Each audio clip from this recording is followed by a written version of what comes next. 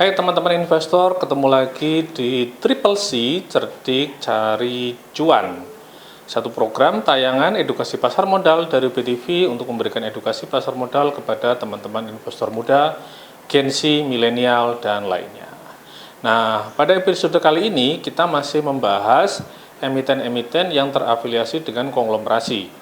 Kalau pekan lalu kita membahas Astra, dan kali ini kita akan membahas satu konglomerasi juga yang dia memiliki perusahaan investasi yang memang fokus perusahaannya adalah investasi. Nah, saya masih bersama Ahmad Fahmi. Ahmad, apa kabar? Baik, Bapak. Alhamdulillah. Bapak sendiri gimana kabarnya? Kabar baik, dan kelihatannya bursa kita itu juga kabarnya baik ya. Jadi kemarin itu ATH baru. ATH baru ya? Ya. Ada di 8.400 poin. Kayaknya Desember bisa 9.000 seperti maunya Pak Purba ya. Insya Allah. Insya Allah. Oke, kemarin kita sudah bahas emiten-emiten yang terafiliasi dengan konglomerasi. Yeah. Nah, kalau kemarin konglomerasinya itu punya bisnis yang beragam. Punya bisnis yang beragam kan? Betul. Keuangan, tambang, perkebunan, properti, gitu kan ya. Otomotif, gitu loh. Kali ini kita akan membahas satu emiten yang memang didirikan oleh mungkin memang konglomerat muda kali ya. Bisa jadi yang kerjasama gitu ya. Jadi mereka itu membuat satu perusahaan investasi dan ini emiten ini cukup menarik di bursa karena jenisnya kayaknya cuma satu yang memang sudah listing di bursa. Yang dia memang perusahaan yang fokusnya memang investasi di perusahaan-perusahaan lain, baik yang terbuka maupun yang tertutup. Nah, emiten yang mau kita bahas adalah Saratoga Investama Sedaya atau kodenya adalah SRTG. Nah, menariknya Saratoga ini identik dengan satu figur publik yaitu Pak Sandiaga Uno. Walaupun di situ ada figur-figur lain ya, termasuk keluarganya Astra ya, pendiri Astra gitu loh. Nah, Matt, menurutmu itu sisi menariknya Saratoga di mana sih? Sisi menarik dari Saratoga itu sebetulnya tadi melihat dari pendirinya terlebih dahulu ya, mungkin bisa dibilang sebuah kolaborasi yang sempurna dari seorang public figure yang ternama mungkin belakangan ini berkecimpung di politik, dunia politik, Sandiaga Uno, kemudian konglomerat yang memang pure secara dia punya keturunan dari pendiri Astra, yaitu anak kedua dari Pak William Suryajaya, yaitu Bapak Edwin Suryajaya. Jadi melebur dua orang ini dan membentuk suatu entitas dan suatu perusahaan yang sekarang juga listing di Bursa Efek Indonesia, yaitu Saratoga Group seperti itu. Dan sekarang juga melalui website yang sudah ditampilkan di Saratoga sendiri, kurang lebih sudah mengelola aset sebanyak 3 USD miliar, yaitu dalam tahun-tahun terakhir dan tersebar di berbagai macam sektor. Jadi sektornya sebenarnya beragam juga ya. Iya, betul. Jadi kalau yang lain itu adalah punya bisnisnya secara sektornya beragam, kalau ini punya perusahaan investasi yang kemudian investasinya juga beragam sektor gitu ya. Betul. Ya, kalau kita lihat sektornya kan hampir sama dengan konglomerat sebelumnya ya. Jadi dia ada di tambang, itu punya, di telco punya, konsumer punya. Infrastruktur dia ada gitu ya. Betul. Nah, jadi kan ada pernah saya baca tulisan itu dia menyamakan hampir sama kayak perusahaannya Warren Buffett gitu loh. Jadi perusahaan Warren Buffett kan sama, dia perusahaan yang fokus investasi. Nah, Saratoga ini disebut seperti perusahaannya Warren Buffett, tapi di Indonesia. Karena kan dia memang kan fokusnya kan investasi ya. Jadi kalau nggak salah karyawannya itu nggak sampai 50 loh kalau nggak salah loh. Saya pernah baca di satu media itu. Betul. Padahal keuntungannya itu triliunan. Keuntungannya triliunan. Secara revenue pertamanya. Jadi efisien sekali gitu perusahaan ini. Iya. Betul. Nah, karena dia sudah listing, kalau menurutmu itu saham Saratoga, kita bahas sahamnya dulu deh. Saratoga itu sahamnya kayak apa sih? Kalau kita mungkin menelisik ke belakang dalam 1 tahun terakhir, Saratoga sebetulnya masih di scoop sideways ya, teman-teman. Jadi tidak ada kenaikan yang secara signifikan dan juga tidak penurunan atau bearish yang signifikan. Artinya apa? Memang Saratoga secara dia punya likuiditas itu cukup baik, secara dia bisa bertahan di berbagai macam tekanan-tekanan yang mungkin secara global, ekonomi global, kemudian secara harga dari komoditas yang dimana itu menyangkut juga di sektor yang dia investasikan gitu, sebentar batu bara atau mungkin energi dan lain sebagainya gitu. Kemudian tapi kalau kita melisik valuasi yang tercatat di laporan keuangannya sendiri, sebetulnya sekarang ini PE ratio-nya atau PR-nya cukup menyedihkan sebetulnya, Pak. Di angka minus 6,9 yang memang artinya sebetulnya secara PER-nya itu Saratoga ini sedang mengalami kerugian sebetulnya, Pak. Mungkin kan karena bisa dibilang karena Saratoga ini kan lebih banyak menghasilkan keuntungan dari dividen. Dividennya. Dan mungkin banyak dividen yang mungkin belum tercatatkan, belum masuk ke Saratoga karena kan di berbagai macam perusahaan yang diinvestasikan di Saratoga ini memberikan dividennya di akhir tahun atau awal tahun nanti kayak gitu. Jadi kalau dilihat ya, kalau yang lain mungkin pendapatannya itu per bulan. Apalagi kalau yang retail itu mungkin harian gitu ya. Betul. Dia pendapatannya setahun 2 kali kan. Rata-rata sekali atau 2 kali kan. Betul. Kan kalau misalnya dia emiten portofolionya itu baginya interim sama final kan berarti 2 kali. Betul. Kalau misalnya hanya final gitu kan, berarti kan cuma 1 kali. Betul. 1 tahun ya. Jadi kayak mungkin itu juga ya yang menyebabkan kadang kalau yang lain-lain itu sudah bisa mengatakan kuartal 1, 2, 3, mungkin dia juga belum karena itu ya. Tapi Saratoga sendiri di sini juga membagikan dividennya lumayan teratur setiap tahunnya. Cuma memang dengan persenan dividen yieldnya kecil. Kecil ya. Tidak dengan yang lain. Baik teman-teman investor, kita bahas induknya dulu dan jangan kemana-mana, tetap di Triple C, cerdik cari cuan.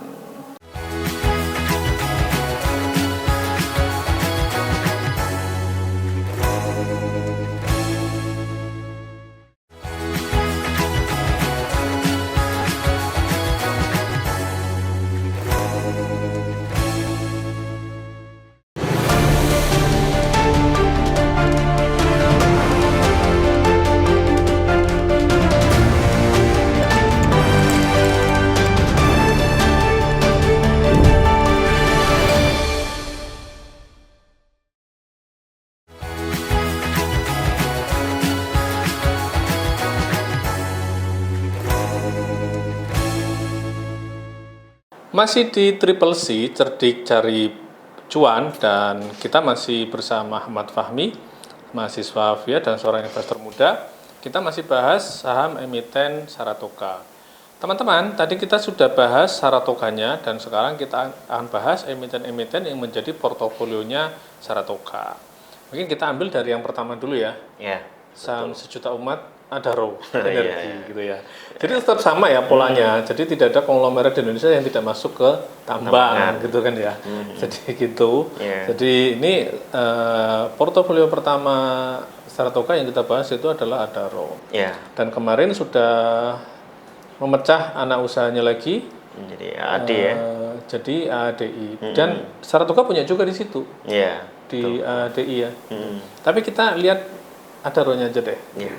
Nah, setelah melepas ADI, ini kan hampir kayak kemarin kita bahas Indofood sama IJBP ya, gitu loh. ADI ini kan yang pabrik batubaranya sebenarnya. Termalnya secara besar-besaran. Ya kan di situ kan, gitu di ADI kan. Kayak IJBP itu kan, pabriknya Indomie ya. Bukan di Indofood, tapi di IJBP itu. Ini kan hampir sama ya, ceritanya hampir sama gitu loh. Betul. Nah, apakah masih menarik gitu loh kalau kita lihat Adaro pasca ADI gitu loh. Walaupun dia kalau aku nggak salah ingat itu ya Pak Boy Thohir dia mengatakan fokus ke green energy. Betul. Kan, EBT termasuknya juga di situ. EBT. Ya.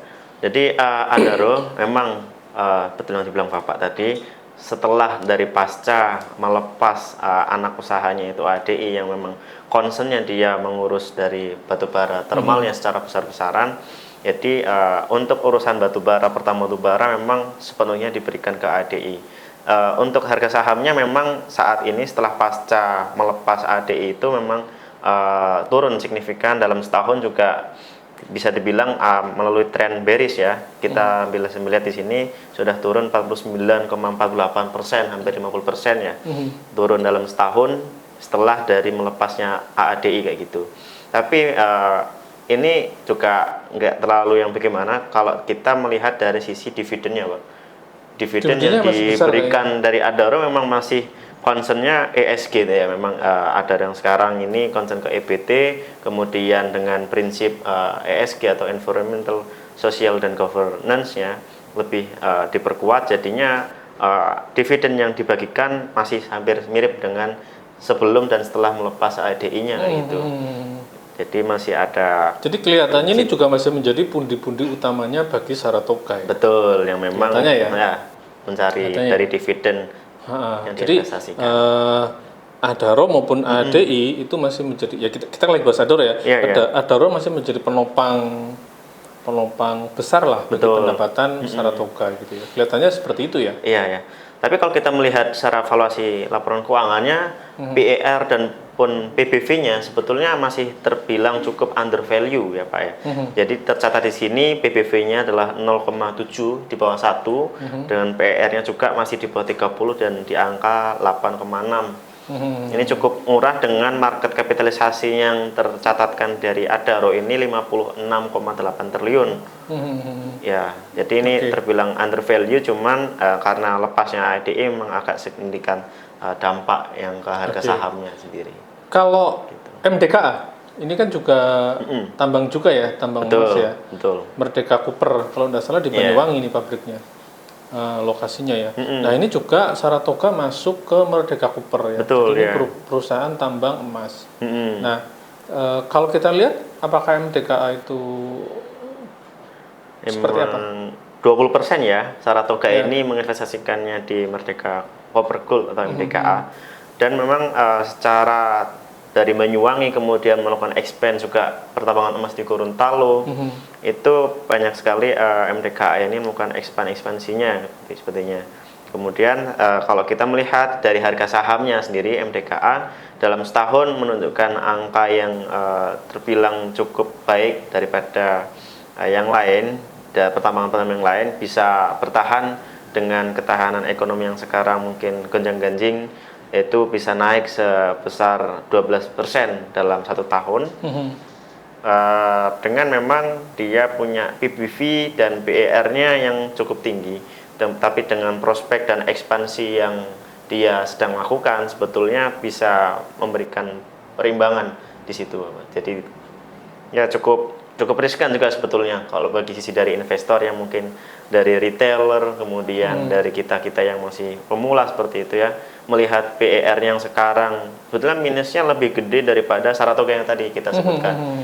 Minus dari PER yang dicatatkan di sini minus 118. Kemudian dari PBV-nya sudah lebih dari 3, yaitu 4, yang keempat.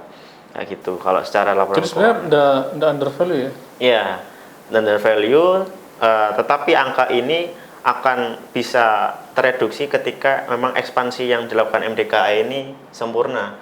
Oke.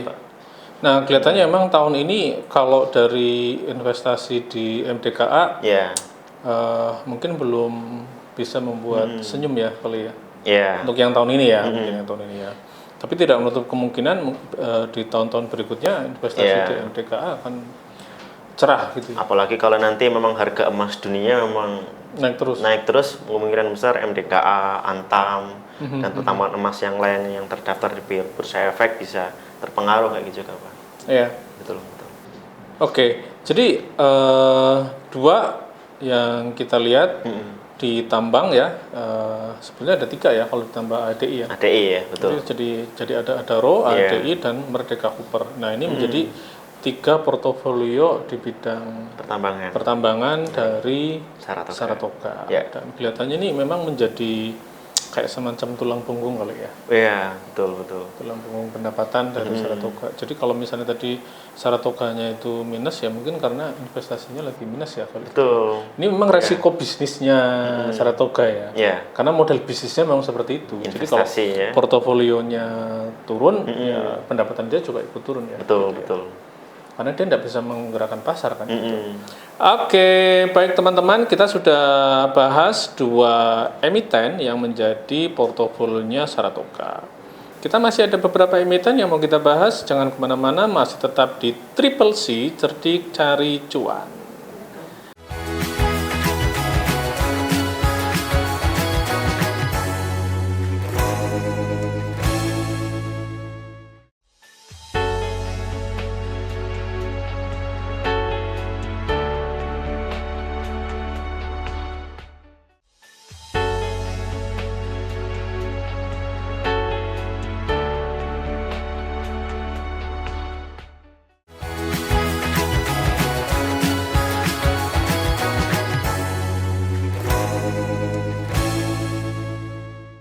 Kembali lagi di Triple C, cerdik cari cuan, dan teman-teman investor, kita masih bersama Ahmad Fahmi, mahasiswa FIA dan seorang investor muda. Kali ini kita masih bahas Saratoga Investama Sedaya. Tadi kita sudah bahas 2 portofolio milik Saratoga dan masih ada beberapa lagi portofolio Saratoga yang itu sudah listing di Bursa Efek. Tapi ngomong-ngomong, Saratoga juga punya investasi di perusahaan-perusahaan yang belum listing ya. Iya, belum listing itu memang ya. Termasuk startup juga kan, ada beberapa startup yang dia masuk gitu ya. Betul. Nah, tapi memang kelihatannya belum listing ya, belum listing. Emang Nah, tertutup. saham ketiga yang kita bahas ini juga di kalangan investor termasuk saham yang dinanti karena selalu memberikan dividen besar. Oh ya? Yaitu Mitra Pinastika atau dikenal dengan MPMX kode sahamnya. Betul. Nah, ini juga salah satu mesin uangnya Saratoga, karena Saratoga punya kepemilikan di atas 50% ya 57% di MPMX. Nah, MPMX ini kalau mungkin teman-teman yang belum tahu adalah distributor sepeda motor merek Honda di Jawa Timur dan Nusa Tenggara Timur. Betul, nah, kalau kita lihat memang cukup strategis ya. Betul. Gitu loh. Jadi kalau teman-teman mungkin sering melihat atau pernah servis di MPM motor ya itulah MPMX itu. Jadi dia ini juga selain distribusi, perusahaan ini juga ada bengkel, ada layanan spare part, dan selain penjualan, bengkel, layanan spare part, dan juga ada ini ya lembaga keuangannya ya untuk kredit itu dan sebagainya. Betul. Gitu. Nah, kamu kalau lihat MPMX ini seperti apa sebagai salah satu mesin uangnya Saratoga? Oke, mungkin kalau kita coba melihat ya dari pergerakan harga sahamnya MPMX sendiri, yang pertama itu kalau kita melihat dari setahun ke belakang sebetulnya cukup dibilang sideways, tapi agak sedikit ada tren bearishnya atau bullishnya itu di pertengahan tahun kemarin, itu di bulan-bulan Maret sampai dengan Juli itu melakukan adanya tren bullish, cuman setelahnya memang kembali turun dan kembali sideways sampai dengan sekarang ini. Jadi 6 bulan terakhir bisa dibilang masih sideways ya dari MPMX-nya sendiri. Terus kalau kita melihat dari catatan laporan keuangannya dari segi valuasinya, valuasi yang dicatatkan PER kemudian PBV yang tercatat ini adalah bisa bilang under value, Pak. Karena tercatat PBV di sini sebesar 0,7 atau di bawah 1 yang dibilang under value. Kemudian PER yang dicatatkan juga 7,8, masih jauh dari angka 30 batas wajar dari under value. Dengan memang market cap yang cukup lumayan tinggi juga di angka 4,2 triliun. Dan juga free float atau mungkin gampangannya supply yang diberikan ke masyarakat umum ini dari perusahaan sebanyak 33% saham yang bisa terbeli oleh masyarakat dari perusahaan MPMX sendiri kayak gitu. Gitu, Pak. Tapi kalau kita melihat dari dividen, yang kalau secara dividen yieldnya memang cukup baik, mengingat di sini tercatat 12,37% dividen yang tercatat dividen yieldnya. Dengan secara rutin memang dibagikan kisaran angka 100 sampai 200 per lembar sahamnya setiap tahunnya gitu. Jadi cukup lumayan juga kalau memang dividen hunter ya. Ya, memang ini kalau di bursa memang salah satu emiten yang jadi pujaan gitu loh. Iya. Bagi dividen hunter ya. Betul. Karena memang dividennya dia rutin dan nilainya besar gitu loh. Dan stabil kebanyakan. Dan stabil gitu loh. Ya. Besar, rata-rata bisa sampai kayaknya tahun ini 11%-an deh kalau nggak salah. Iya, semoga masih 11. Tahun 2024 kemarin ya. Oh iya, ya. Tahun ini ya. Jadi dia hampir 11%-an kalau nggak salah itu. Persen gitu. Betul. Dan ini menjadi salah satu mesin uangnya dari Saratoga. Ya kalau kita lihat memang cukup strategis ya. Coba kalau kita lihat Jawa Timur itu penduduknya termasuk provinsi dengan jumlah penduduk yang cukup besar, terbesar lah di Indonesia gitu loh. Yeah. Gitu. Terus yang kedua, konturnya memang memungkinkan penjualan sepeda motor gitu loh.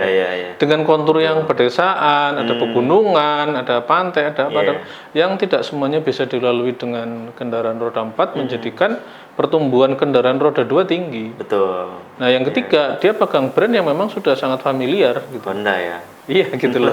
Dia pegang jadi kelihatan marketingnya bagus gitu ya. Jadi di provinsi yang penduduknya banyak dengan kontur alam yang memang bermacam-macam ya gitu loh. Betul. Dan tidak semuanya bisa dilalui dengan kendaraan roda 4. Ditambah brandnya kuat gitu loh. Brandnya kuat sehingga ya kelihatannya memang menjanjikan ya. Jadi kalau aku enggak terlalu heran kalau dia pegang 57% gitu loh. Nah, kalau kita lihat di NTT kelihatannya juga sama ya, walaupun mungkin jumlah penduduknya tidak sebanyak Jawa Timur. Tapi kalau kita lihat infrastruktur di sana, kontur geografisnya mungkin lebih parah kalau bisa dibilang. Dan artinya kan kendaraan roda 2 menjadi pilihan utama gitu, menjadi pilihan utama ya dibanding kendaraan roda 4 gitu loh. Apalagi mungkin ini mendekati Nataru mungkin Bapak ya? Ya bisa jadi ya, kalau di NTT mungkin Nataru bisa meningkat, kalau di Jawa Timur mungkin Lebaran gitu ya, bisa meningkat. Atau musim ini ya, siswa baru kali ya. Nah, sekolah ya, bisa juga mungkin ya. Kadang kan anak sekolah baru terus minta kendaraan baru gitu kan ya, salah satunya ya. Sebagai penunjang fasilitas ya. Oke, kita akan bahas MMX, kita lewat, dan satu lagi kita bahas Saratoga juga punya investasi di telco. Ya, di emiten telco, tetapi bukan di operatornya ya, tapi sarana pendukungnya. Jadi ini hampir kayak Jarum ya. Kalau Jarum kemarin juga punya, ya. Nah sekarang Saratoga juga punya emiten yang memang operator menara, yaitu terkenal dengan nama TBIG gitu ya, Tebik ya, kode sahamnya Tebik gitu loh. Nah kalau kamu lihat Tebik itu seperti apa? Tebik Tower ini bersama infrastruktur kalau mungkin sebetulnya sudah cukup lumayan banyak ya perusahaan telekomunikasi, tetapi memang masih minim sekali memang perusahaan yang bergeraknya di bidang penyewaan infrastrukturnya dengan jangka panjang seperti itu. Kan karena Tebik di sini kan infrastruktur jangka panjang yang beliau tawarkan kan memang penyedia tower, kemudian antena, parabola dan sebagainya. Tapi untuk yang dari yang lain, mitra-mitra yang lain itu memang menjalankan bisnisnya memang seperti itu.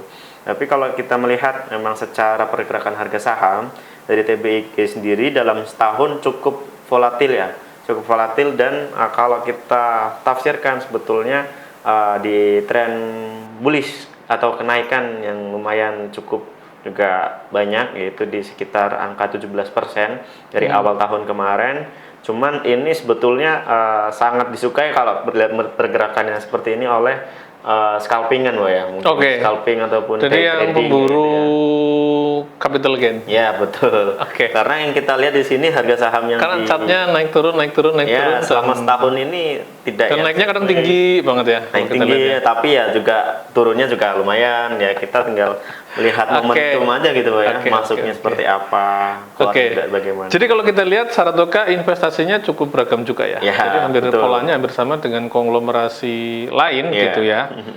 Cuma memang model bisnisnya itu dia harus betul-betul ketat dan jeli, karena pendapatannya adalah 1 tahun paling banter 2 kali kan sebetulnya ya. Kalau dari dividen itu. Baik Ahmad dan teman-teman pemirsa, teman-teman investor, kali ini kita cukupkan pembahasan kita di Triple C, cerdik cari cuan. Dan teman-teman, ini aja disclaimer on ya. Jadi ini adalah tayangan bukan mengajak atau membeli sebuah emiten saham. Jadi kalau teman-teman ingin berinvestasi saham, tetap harus melakukan riset mandiri, periksa betul fundamentalnya, terus kepemilikannya dan sebagainya. Sampai ketemu lagi di tayangan berikutnya. Terima kasih. Salam cerdik cari cuan.